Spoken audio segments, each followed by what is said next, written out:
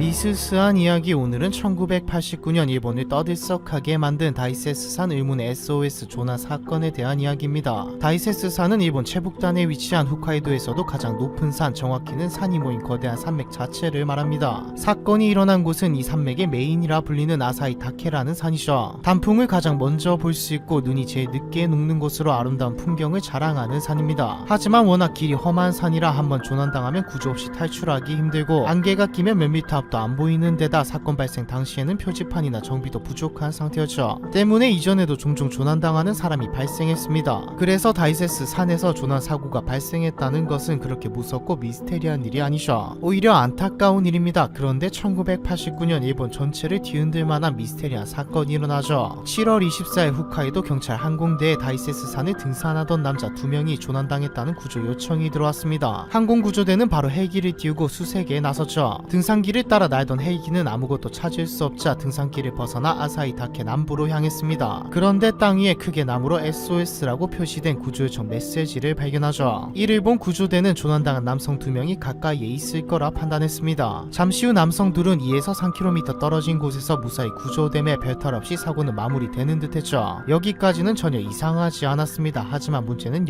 여기서부터였죠. 구조대는 SOS 구조 요청 표시를 해둔 덕에 일찍 찾을 수 있었다고 안도의 한숨을 쉬며 말을 건넸습니다. 하지만 돌아온 대답에 곧바로 얼어버릴 수밖에 없었죠. 그들은 엉뚱한 표정으로 그런 건 전혀 모른다고 말했습니다. 이는 또 다른 조난자가 있다는 뜻이었죠. 현재까지도 수많은 의문만이 남아있는 SOS 조난 사건의 시작이었습니다. 구조대는 바로 다음날 SOS 표시 근처를 수색하기 시작했습니다. 조난자 신고는 없었지만 아직 신고되지 않은 조난자가 존재하거나 오래전에 조난당했다가 시신으로 발견된 사람들이 만든 것이거나 어느 쪽이든 뭔가 찾아야 했죠. 혹시 모를 가능성을 배제할 수 없었고요. 그리고 수색대는 SOS 나무 근처에서 유골을 발견합니다. 나무를 중심으로 30m 범위 내에는 흩어진 골반, 대퇴골의 파편이 널브러져 있었죠. 그리고 100m 정도 떨어진 곳에는 테이프식 녹음기, 면허증, 칫솔 세트 등이 들어있는 배낭이 발견됩니다. 수색대는 이 유실물과 뼈를 수거한 뒤 아사히카와 일과대학에 감정을 요청했죠. 경찰은 몇 년 전 산에 방문했다가 실종당했다는 신고가 접수되어 있는 남성이 유골이라 생각했습니다. 그런데 첫 감정 당시 유골은 여성의 뼈이며 혈액형은 O형이라는 결과가 나왔죠. 남성과 여성 2명의 신원 미상이 유골이라고 보도되기도 했습니다. 경찰은 수사에 큰 혼란을 겪게 되죠. 실종 신고 인원 목록에 여자는 없었거든요. 일본 언론에서는 추측들이 난무하기 시작했습니다. 계획살인부터 귀신 혹은 신의 장난까지 화제를 끌어모으기 시작했죠. 경찰은 재감정을 요구했고 결국 첫 번째 감정이 잘못된 감정이었다는 발표가 나옵니다. 이 뼈는 남성의 것이며 경찰이 예상하던 인물과도 일치했죠. 유골의 주인은 1984년 7월에 행방불명이 된 남성이었습니다. 아이치현에 거주했던 이 남성은 회사에서 휴무를 받고 등산을 즐기다가 조난당한 것이었죠. 유골의 신원도 밝혀졌고 조난 사고로 일단 마무리는 되었으나 이 사건에는 풀리지 않는 의문이 너무나도 많았습니다. 우선 SOS 근처에서 발견된 테이프식 녹음기에 녹음된 구조 요청부터도 이상했죠. 테이프는 총 4개였고 모두 애니메이션 노래가 들어있었습니다. 이 남성은 애니메이션을 매우 좋아하는 애니 덕후였죠. 녹음된 노래 중 1982년에서 1983년 사이 매일 방영되던 애니메이션 초시공 요새 마크로스의 주제가 덕분에 조난 시기를 예상할 수 있었습니다. 애니메이션 노래가 의문이었던 것은 아니고 테이프 중 하나에는 2분 남짓의 남성의 목소리가 녹음돼 있었는데 이게 미스테리했습니다. 해석하자면 벼랑 위에서 움직일 수 없다, SOS 살려줘 살려줘. 벼랑 위에서 움직일 수 없다, 장소는 처음 헬기를 본 장소. 대나무가 깊어서 위로 올라갈 수가 없다, 여기서 끌어올려줘 라고 힘껏 구조를 외치고 있었죠. 벼랑 위에서 움직일 수 없는 상태와 현재 위치를 전하고 있습니다. 여기서 사람들은 남성이 왜 굳이 녹음을 했는지를 두고 이상하게 생각했죠. 점점 지쳐서 녹음한 목소리를 크게 틀어놓기로 한 건지 헬기가 언급된 것을 보아 우연히 헬기를 본 남성이 자신의 존재를 알리기 위해 격하게 움직이면서 그 충격으로 녹음기가 켜진 거라 보는 의견도 있습니다. 여러분도 많이 깊은 산속에 조난을 당했다가 우연히 뭔가를 본다면 있는 힘껏 소리를 지르며 양팔을 최대한 높이 들어 크게 흔들 겁니다. 이 남성도 그랬었고 그러다 우연히 녹음된 것이라는 의견이죠. 그런데 여러분, 분명 남성은 혼자 조난을 당했다고 했습니다. 뭔가 이상하지 않나요? 뭔가 부자연스러워 보입니다. 처음 헬기를 본 장소, 이 말은 헬기에게 하는 말이 아닌 것처럼 들리지 않나요? 다시 들어보면 이건 헬기에게 혹은 모르는 누군가에게 외치는 말이라기보다는 누군가와 같이 헬기를 봤던 아는 누군가에게 외치는 내용 같죠. 두 번째 의문점은 SOS를 만드는 데 쓰인 나무입니다. 나무로 만들어진 SOS 표시는 글씨 한쪽 길이가 5m였죠. 아무리 남성이더라도 쉬운 작업은 아니었을 겁니다. 심지어 감정 감정 결과 뼈에서는 골절과 동물에게 물린 흔적도 있었죠. 하루만 지나도 체력은 급격히 떨어지고 며칠이 된다면 걸어다니기도 힘든 지경이 되는데 이 와중에 어떻게 저런 힘든 작업을 했는지 의문을 제기하는 사람이 많아졌습니다. 만일 SOS 나무를 만든 게 다치기 전이었고 체력이 충분한 시점이었다고 하면 또 다른 의문이 생기죠. 탈출할 생각은 하지 않고 왜 굳이 힘든 중노동을 선택했냐는 겁니다. SOS 표시는 2에서 3m 정도 되는 무거운 나무를 몇 개씩 쌓아올려 만든 것으로 쇠약해진 컨디션으로는 불가능한 일이라 할 수 있죠. 탈출을 시도하지 않았던 건 지형의 문제 때문일까요? 아니면 더 이상 돌아다니는 것은 위험하다고 판단했던 걸까요? 세 번째 의문점은 테이프식 녹음기에 녹음된 내용과 유골이 발견된 장소가 일치하지 않는다는 점입니다. 녹음에서 남성은 벼랑 위에 있다고 하죠. 하지만 남성의 유골이 발견된 곳은 벼랑 위가 아니었습니다. 목소리가 녹음된 당시 남성은 어디에 있던 걸까요? SOS 나무를 만들고 다른 곳에서 녹음한 건지 지형상 내려가기 힘든 곳에 있어서 그냥 벼랑 위에 있다고 한 걸까요? SOS 나무를 만들고 구조를 기다린 남성은 사망한 뒤 5년이 지나서야 발견됐습니다. 일반적으로 사람들은 이 남성이 조난당한 후 우연히 지나가는 구조대의 헬기를 보고 다음에 지나가면 꼭 자신을 발견할 수 있게 SOS 표시를 만들었다고 생각하고 있죠. 녹음기의 음성을 녹음한 것은 계속 소리 지르기 힘들었기에 크게 틀어놓다가 사망한 것으로 예상하고 있습니다. 하지만 앞에서 말했듯이 이것만으로는 설명이 다 안 되는 미스테리한 부분이 많은 사건이죠. 아사히다케에서 200m 정도 밑에는 금고처럼 생긴 걸로 유명한 금고 바위가 있는데 하산하려면 이 금고 바위를 지나 직진해야 합니다. 금고 바위와 비슷하게 생긴 바위가 하나 더 있는데 남성은 이 가짜 금고 바위를 보고 직진을 하다 조난당하게 된 것으로 보고 있죠. 현재는 표시가 잘 돼 있어서 누구나 잘못 왔다는 것을 알 수 있지만 당시는 아무런 표시가 없었거든요. 금고 바위와 가짜 금고 바위가 얼마나 비슷하게 생겼냐면 당시 한 미디어가 사람들을 데리고 이 산을 올라가 봤는데 한 명도 빠짐없이 가짜 바위를 따라가 버렸다는 일화도 있습니다. 심지어 이렇게 가짜 바위를 따라 내려오면 아래는 벼랑과 같은 구조여서 더 이상 내려갈 수 없고 다시 온 길을 돌아가려 해도 경사로에는 대나무가 누워있다시피 자라있어서 쉽지 않은 지형이죠. 짐승에게 잡아먹힌 건 아니냐는 설도 있습니다. 실제로 유골에서는 동물에게 물린 흔적이 발견되었으니까요. 홋카이도에서는 일본 최악의 곰습격 사건인 산케베츠 불곰 사건이 발생한 적이 있습니다. 유골에서 발견된 흔적이 어떤 동물에 의한 것인지 밝혀지지는 않았으나 산속이기 때문에 확실히 동물에 의한 죽음으로 볼 수도 있죠. 이 사건은 남성의 조난 사망 경위에 의문이 많은 것 외에도 남성의 조난 신고가 있었던 1984년 제대로 수색이 이루어졌는지부터 의심스럽다는 점. 1987년 일본 임야청이 지도 작성을 위해 공중에서 촬영한 사진에도 이 SOS 표시를 확인할 수 있었는데 당시 아무도 이 표시를 보고 구조활동에 나서지 않았던 점. 유골 감정 결과가 말도 안 되게 크게 빗나갔다는 점 등을 이유로 행정기관의 태만함이 불러온 참사 혹은 누군가의 완전 범죄가 아니냐는 말이 나오기도 하죠. 안타까운 사고인가 누군가의 의도인가 일본의 SOS 조난 사고에 대한 이야기 이번 편은 여기까지입니다.